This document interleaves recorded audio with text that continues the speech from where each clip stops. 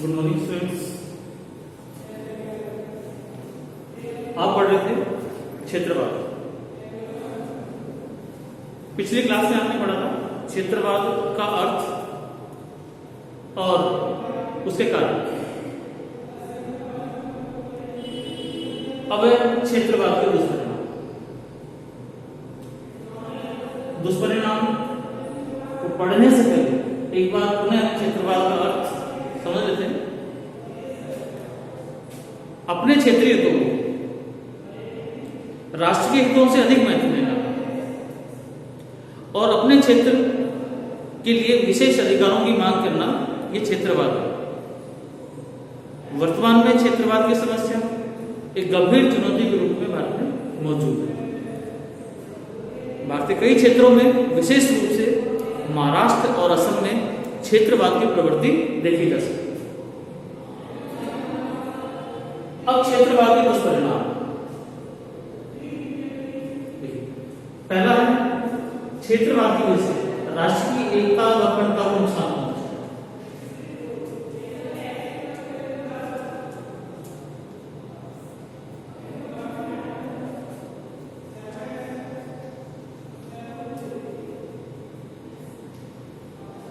क्षेत्रवाद की वजह से राष्ट्र की एकता और अखंडता को नुकसान पहुंचता है। आप देखेंगे कैसे? आप लोग अपने क्षेत्रीय हितों की मांग को लेकर सड़क पर आ जाते हैं, आंदोलन करते हैं और आंदोलन हिंसक हो जाता है कई बार। और फिर जो आप मांग करते हैं, दूसरे राज्य के जो निवासी हैं प्रत्युत्तर में प्रतिक्रिया के रूप में वो भी अपने लिए विशेष अधिकारों की मांग करते हैं, जिससे राष्ट्रीय हितों की बलि चढ़ जाती है और क्षेत्रीय हितों में टकराव पैदा होता है। महाराष्ट्र के लोग कहेंगे कि नहीं भाई, यहाँ मारवाड़ियों का या राजस्थानियों को काम नहीं है, यहाँ की नौकरियों में उनको जगह नहीं है। फिर हम कहेंगे कि हमारे यहाँ की नौकरी में आपको जगह नहीं है। तो ये क्षेत्रीय टकराव की वजह से राष्ट्रीय हितों को नुकसान पहुंचता है। हम मराठी या राजस्थानी बाद में, पहले भारतीय हैं। तो क्षेत्रीय हितों में टकराव की वजह से या क्षेत्रीय हितों को लेकर हुए आंदोलनों की वजह से राष्ट्रीय एकता और अखंडता को नुकसान पहुंचता है। दूसरी वजह है नए राज्यों की मांग।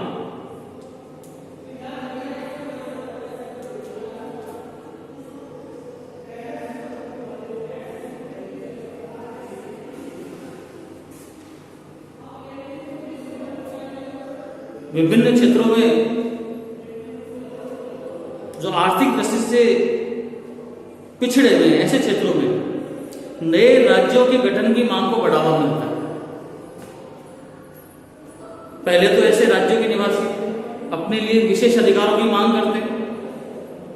जब उनको लगता है कि उनकी मांगों पर ध्यान नहीं दिया जा रहा, उनके मन में असंतोष पैदा होता है और वो अपने लिए एक नए राज्य की मांग करते हैं। कुछ समय पहले आंध्र प्रदेश से अलग करके तेलंगाना बनाया गया था। इसी तरह अभी भी महाराष्ट्र में एक क्षेत्र है विदर्भ, वहां पर नए राज्य के गठन की मांग जोर पकड़ रही है। उत्तर प्रदेश में भी नए राज्यों की गठन की मांग है। उत्तर प्रदेश को 3 या 4 छोटे छोटे प्रांतों में विभाजित किया जाए और इन नए राज्यों की मांग को लेकर आंदोलन होते रहते हैं। तो ये दूसरी प्रमुख जो है होने वाला दुष्परिणाम है नए राज्यों की मांग। तीसरा है पृथकतावाद को बढ़ावा।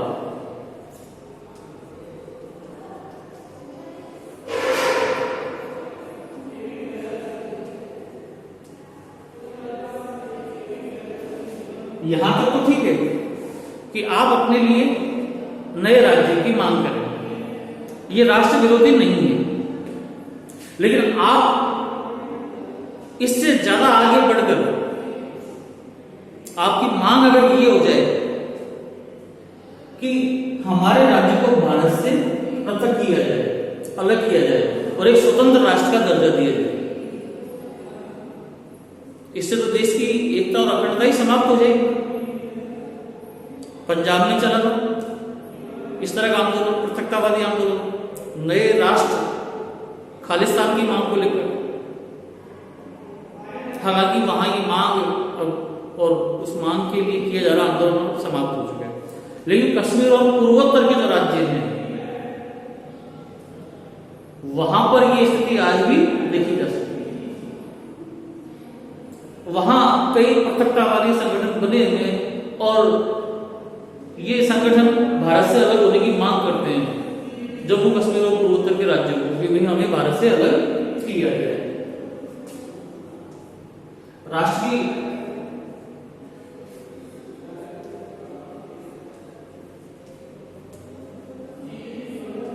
प्रगति में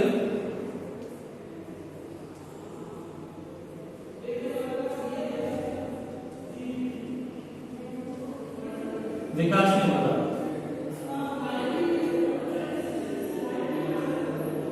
क्षेत्रवाद की वजह से राष्ट्रीय प्रगति और विकास में भी बाधा उत्पन्न होती है। क्षेत्रीय हितों को लेकर या अपने क्षेत्रीय मांगों को लेकर विभिन्न क्षेत्रों में आंदोलन होते रहते हैं। कई बार ये आंदोलन हिंसक रूप धारण कर लेते हैं, जैसे जनधन की हानि होती है। ऐसे में सरकार का ध्यान इन आंदोलन से निपटने पर लग जाता है और विकास कार्यों से उसका ध्यान हट जाता है।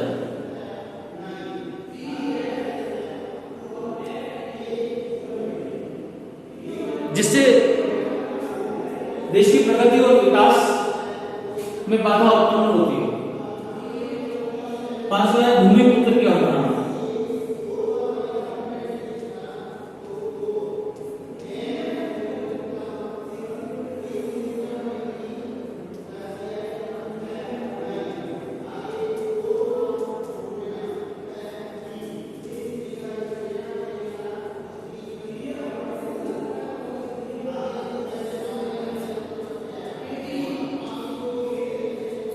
क्षेत्रवाद की वजह से भूमिपुत्र की अवधारणा का भी विकास होता है। आप ध्यान से समझिए, कई बार ये बोर्ड एग्जाम में अलग से पूछा जाता है भूमिपुत्र की अवधारणा से क्या है। भूमिपुत्र की जो स्थिति है वो क्षेत्रवाद की वजह से पैदा होती है। जब क्षेत्र विशेष के निवासी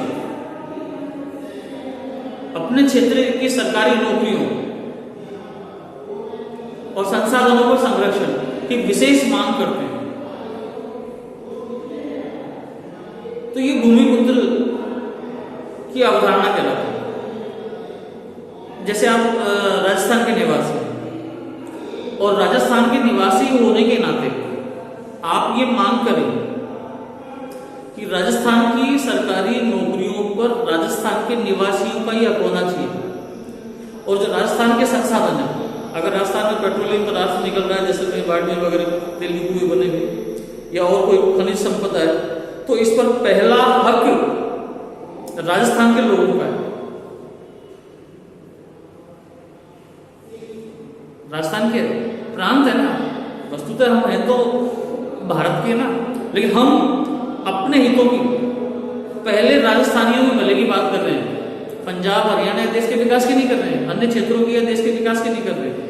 हम क्षेत्र विशेष के निवासी होने के नाते क्षेत्र के संसाधनों और सरकारी नौकरियों में विशेष संरक्षण की अगर मांग करते हैं तो ये कहलाता है भूमिपुत्र की अवधारणा।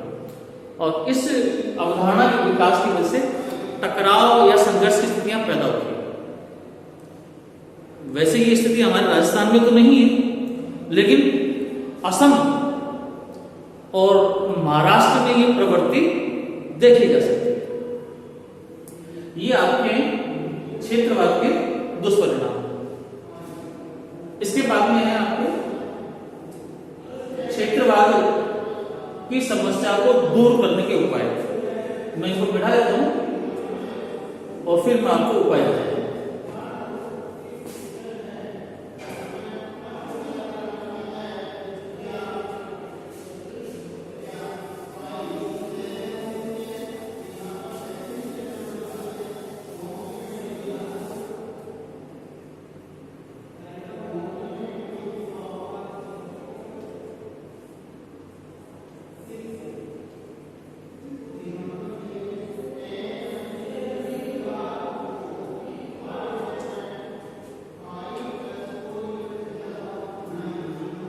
ये तो आपने पढ़ ही लिया कि क्षेत्रवाद की समस्या एक गंभीर चुनौती के रूप में हमारे यहाँ मौजूद है, जिससे जनधन की हानि होती है, राष्ट्र के विकास में बाधा होती है, देश की एकता और अखंडता को नुकसान पहुंचता है।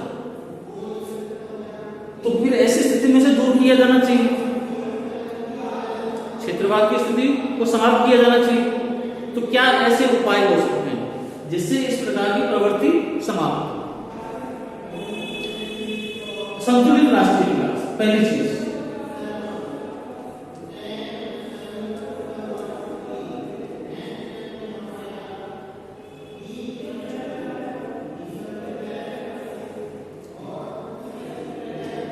संतुलित राष्ट्रीय विकास किया जाना चाहिए। इसका आशय सरकार को, केंद्र सरकार को देश के विभिन्न क्षेत्रों में विकास के इस तरह से कार्यक्रम चलाए जाने चाहिए जिससे सभी क्षेत्रों का विकास हो। ऐसा नहीं होना चाहिए कि कुछ क्षेत्रों का तेजी से विकास हो जाए और कुछ क्षेत्र पीछे रह जाए। तो पीछे रहने वाले क्षेत्र में असंतोष तो होगा ही होगा। तो विकास की नीतियां सरकार इस तरह से बनाए कि सभी क्षेत्रों का संतुलित आर्थिक विकास हो। पिछड़े क्षेत्र हैं उनको भी आगे बढ़ने का मौका मिले। जब पिछड़े क्षेत्रों का विकास होगा, वहां के लोगों को रोजगार प्राप्त होगा, उनका आर्थिक विकास होगा, तो क्षेत्रीय हितों की मांग को त्याग देंगे, क्षेत्रवाद की प्रवृत्ति से कमजोर होगी। दूसरा पॉइंट है आपका ठीक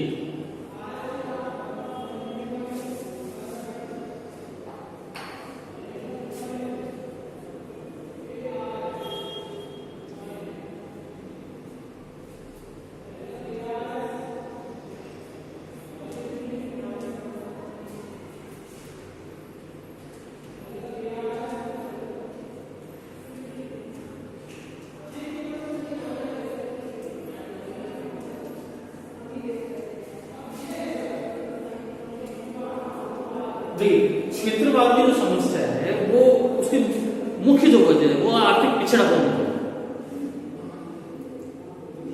जो आर्थिक दृष्टि से पिछड़े क्षेत्र में वहां क्षेत्रवाद की समस्या ज्यादा बन होती है। तो ऐसे जो पिछड़े क्षेत्र हैं उन पिछड़े क्षेत्रों में आधारभूत ढांचे का विकास किया जाना चाहिए। आधारभूत ढांचे का मतलब है बिजली, सड़क, परिवहन जैसी सुविधाओं का विकास किया जाना चाहिए। बिजली, सड़क, परिवहन जैसी सुविधाओं का अगर विकास होगा तो वहां औद्योगिक विकास होगा। औद्योगिक विकास होगा तो वहां के जो लोग हैं उनको रोजगार प्राप्त होगा, और रोजगार प्राप्त होगा तो वो अपने लिए विशेष अधिकारों की मांग को त्याग देंगे, जिससे क्षेत्रवाद की जो प्रवृत्ति है वो कमजोर है। तो जो पिछड़े क्षेत्र है उनमें आधारभूत ढांचे का विकास किया जाना चाहिए।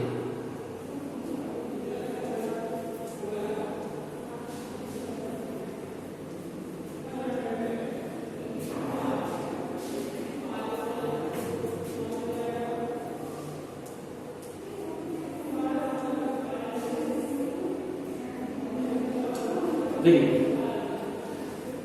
क्षेत्रवाद की समस्या को समाप्त करने के लिए एक जो महत्वपूर्ण कार्य है वो है कि पिछड़े क्षेत्रों में विकास के विभिन्न कार्यक्रमों को भी लागू किया जाना चाहिए।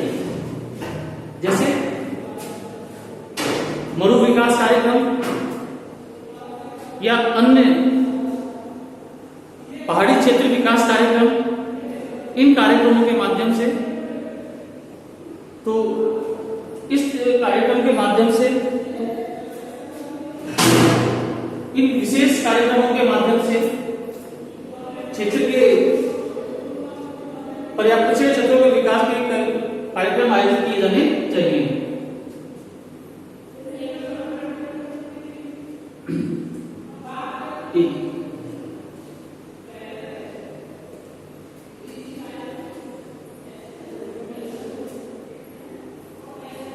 नेक्स्ट नेक्स्ट पॉइंट है आपका प्रशासनिक दृष्टि से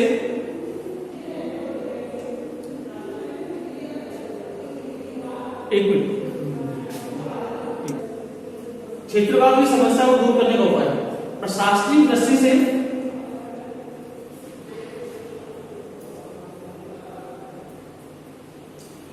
छोटे राज्यों का गठन किया जाना चाहिए।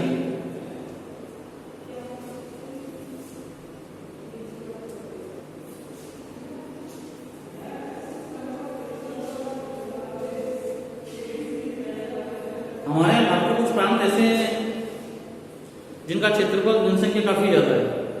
उत्तर प्रदेश है, काफी बड़ी जनसंख्या आबादी वाला राज्य है। राजस्थान है, उसका क्षेत्रफल काफी ज्यादा है। इस तरह और भी राज्य हैं जो क्षेत्रफल और जनसंख्या की दृष्टि से काफी बड़े हैं। इकलौती प्रांत सरकार प्रशासनिक दृष्टि से पूरे क्षेत्र पर प्रभावशाली तरीके से न्याय नहीं कर पाती है, विकास नहीं कर पाती है। तो ऐसी स्थिति में कुछ क्षेत्र पिछड़ जाते हैं। महाराष्ट्र में विदर्भ इस बात का उदाहरण है। तो ऐसे में ये सही होगा कि उन प्रांतों का विभाजन करके छोटे छोटे प्रांत बना दिए जाए। उन प्रांतों की अलग सरकार होगी, क्षेत्रफल और जनसंख्या कम होगी, तो वो सरकार अपने क्षेत्र के हितों के लिए ज्यादा ध्यान से कार्य कर पाएगी, ज्यादा अच्छे ढंग से नीतियां बना पाएगी, जिससे क्षेत्रवाद की समस्या पर नियंत्रण होगा। धन्यवाद।